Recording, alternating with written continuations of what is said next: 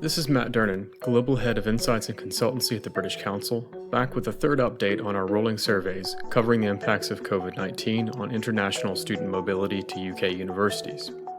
We began this series in late March with our first survey of China, after which we covered India and Pakistan. This week, we'll digest findings from across 8 key East Asia countries and territories, including a second-round survey of mainland China. The survey is also currently running on 3 other continents, and we'll soon have results from those in the coming weeks. Let's start by looking at our survey sample.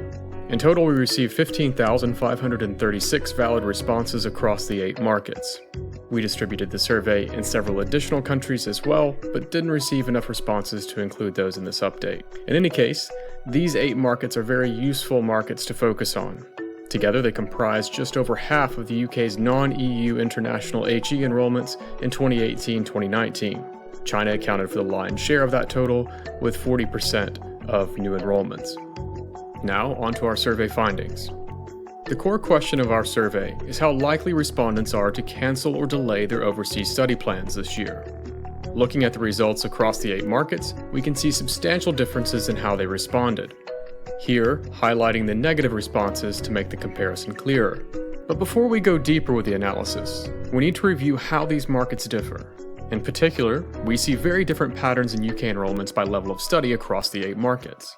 While postgraduate students tend to comprise the majority of new UK enrollments from East Asia every year, 3 markets stand out as exceptions. Hong Kong, Malaysia, and Singapore skew heavily towards the undergraduate level. The differing patterns in level of study across the markets underline the importance of digging further into the data. Indeed, when we do so, we see substantial differences in how prospective undergraduates and postgraduates responded to the survey. Across the board, we saw notably stronger intentions to delay or cancel study plans amongst prospective postgraduate students. Indonesia, Malaysia, and Taiwan stand out as markets with particularly strong intentions to abandon postgraduate study plans this year. Singapore potentially as well, but our sample was a bit too small for us to be confident in the results there. It's not terribly surprising that postgraduate students would be more likely to cancel.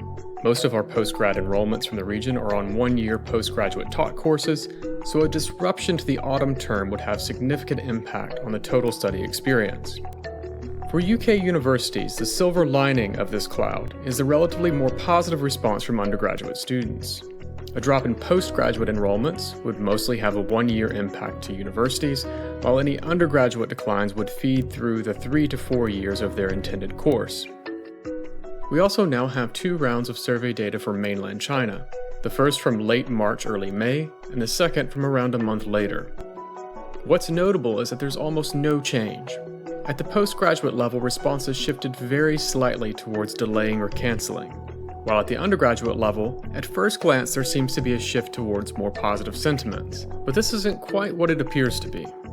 In the second round of the survey, we partnered with UCAS to gain a larger undergraduate sample, and what we found on close inspection was that respondents who came from the UCAS channels, here in orange, were notably more positive about keeping their overseas study plans. Why? Well, we're not sure. But one possibility is that students leaning towards delaying or cancelling might be quicker to disengage with UCAS communications than those coming from the British Council.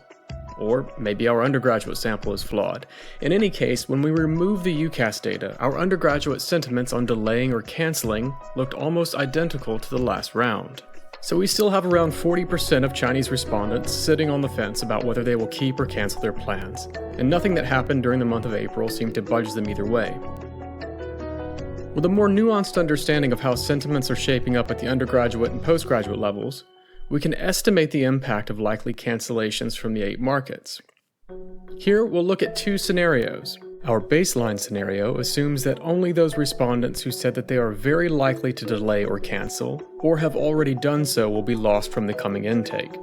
Meanwhile, our pessimistic scenario assumes that UK universities will also lose respondents who are somewhat likely to cancel, as well as all of those who are currently sitting on the fence.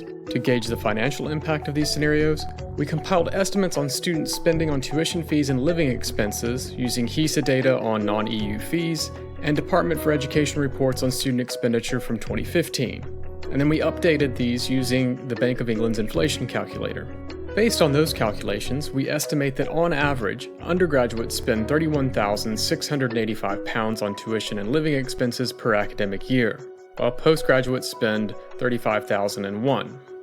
With that information in hand, and what we know from UK international enrollment data about differences in study level by market, we can estimate that our baseline scenario would lead to 13,539 fewer new UK university enrollments from these 8 markets, which is a 12% decrease compared to the 2018-2019 academic year, and a decrease of £463 million in direct student expenditure.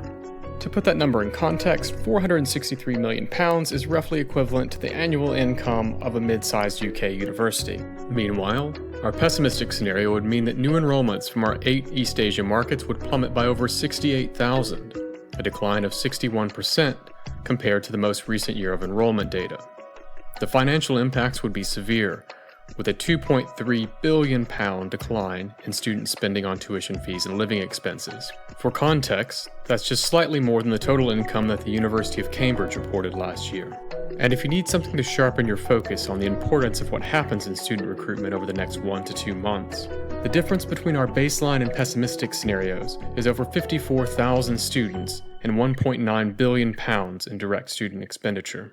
Again, we're only talking about the impact from the 8 markets covered in this survey. As a final point about our estimated impacts, I would add that, if anything, we are underestimating the full impact for at least 3 reasons. First, we haven't included the impact of current students who may discontinue their studies, nor have we included the multi-year impact of undergraduate deferrals and cancellations. And we're probably not capturing some of the students who have already decided to cancel. And that's because we suspect that students are less likely to engage with our channels once they've made a decision not to go ahead with their study plans. So what are the key issues that are creating uncertainty for prospective students? We asked survey respondents to tell us how concerned they are about 5 issues. As in the past 2 surveys, 3 issues stood out: health and well-being, personal safety, and finances. This chart shows the percentage of respondents who were somewhat or very concerned about each issue. Mainland China, Indonesia, Vietnam, and to a slightly lesser extent, Taiwan, had particularly strong levels of concern around health and well-being and personal safety. Indonesia and Vietnam also showed high levels of concern regarding finances. Thailand, meanwhile, showed comparatively low levels of concern. This could be because we captured a larger sample of international school students there, or it could come down to cultural differences. In general, we've seen respondents from Thailand be somewhat hesitant to give negative feedback in previous surveys. The other 2 issues, application difficulties and distance from home, attracted much lower levels of concern. But it's worth noting that Indonesia and Vietnam registered relatively high levels of concern about application difficulties, so there perhaps is a need to more clearly articulate contingency plans in the admission process in these 2 countries. We can also now compare concerns in Round 1 and Round 2 of the China survey. The good news is that none of the top 3 concerns worsened, and the bad news is that none of the top 3 concerns eased either. In fact, we saw almost no change in responses across the 2 surveys. In this round of the survey, we also asked a question asking respondents, if they are not able to start on campus this autumn, which of the 4 following alternatives would they prefer? To start online in autumn with face-to-face start in January, delay their start until January, defer until autumn 2021, or cancel altogether. First, we'll focus on preferences for an online start in autumn or delayed start in January. This chart is a bit crowded, but we'll clear the picture up in a second. Again, we see very important differences between prospective undergraduate and postgraduate students. At the undergraduate level, respondents were close to split regarding online versus delayed start. Prospective undergraduate students from Vietnam did show a much stronger preference for a delayed start, but the sample size here was a bit small. At the postgraduate level, the preference for a delayed January start is clear in all markets except for Hong Kong and Singapore, and both of these had relatively small samples at the postgraduate level. Postgraduate preferences in China, Malaysia, and Vietnam showed especially strong preferences for the delayed January start. Our survey findings do confirm the importance that many students place on an in-person start to their course, as well as the ability to do so this autumn. If we turn our attention to the other 2 options we gave students, deferring or canceling their overseas study plans, we can see that together, these options made up a substantial portion of the responses. Undergraduate respondents are shown in red, postgraduate in blue, the lighter shades show a preference for deferring, while the darker shades show preference for canceling altogether. Again, we've indicated the smallish sample sizes with outlines. The results here are striking. Aside from China, around a quarter to a half of respondents said they would delay or cancel if they cannot start their course on campus in person in autumn. Universities are not all on the same page regarding their start plans at this point, but if your university does plan to welcome international students to campus this autumn, these findings underline the importance of communicating that message quickly. Finally, one question we frequently receive since the survey started is whether students are likely to change their study plans to one of the other major study destinations. To answer that, we'll look at UK offer holders who told us that they were at least somewhat likely to delay or cancel their study plans. We asked these respondents which country they would change to if they chose to alter their original plans. Overall, close to half told us they would change their plans to their own country. The next most popular answer was the UK, and this seems to be mostly students indicating that they would defer their offers until next year. Australia did, however, show up as a notably more popular choice than the other major study destinations. If we drill down to individual markets, we see that responses did vary across the 8 markets.